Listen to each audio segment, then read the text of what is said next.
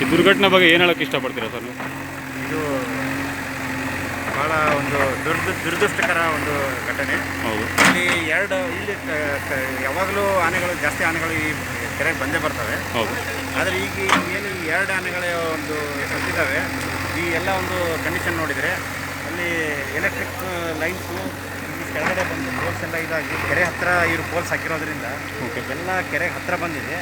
ಇದು ಮಳೆ ಬರ್ತಾ ಇತ್ತು. ಆಮೇಲೆ ಈ ಕೆಳಗಡೆ ನೀರಿದ್ದು, ಆಮೇಲೆ ಒಂದು ಕಡೆ ಮಾತ್ರ ಅದು ವೈರು ಡಿಸ್ಲೊಕೇಟ್ ಆಗಿದೆ. ಇದನ್ನೆಲ್ಲ ಗಮನಿಸಿದರೆ ಅದು ಮೋಸ್ಟ್ ಪ್ರಾಬಬ್ಲಿ ಇದು ಎಲೆಕ್ಟ್ರಿಫಿಕೇಷನ್ ಆಗಿ ಸತ್ತಿರ್ಬೋದು ಅಂತ ನಮ್ಮ ಒಂದು ಪ್ರಿಲಿಮಿನರಿ ಇದರಿಂದ ಗೊತ್ತಾಗಿದೆ. ಆದರೆ ಇದು ಪೋಸ್ಟ್ ಮಾರ್ಟಮ್ ಆದಮೇಲೆ ನಾವು ಖಚಿತವಾಗಿದ್ದು ಏನಂತ ನಾವು ಹೇಳ್ಬೋದು. ನಿಮ್ಮ ಪ್ರಕಾರ 95% ಎಲೆಕ್ಟ್ರಿಕಲಿಂದನೇ ಆಗಿದೆ ಅಂತ? 95% ಅಥವಾ ಅಂತ ನಾವು ಹೇಳೋಕ್ಕಾಗಲ್ಲ. ಬಟ್ ನಮ್ಮ ಪ್ರಿಲಿಮಿನರಿ ಈ ಇದರಲ್ಲಿ ಸೈಟ್ ಇನ್ಸ್ಪೆಕ್ಷನ್ ಮಾಡಿದಾಗ ಅದು ನಮಗೆ ಕಂಡು ಬಂದಿದೆ.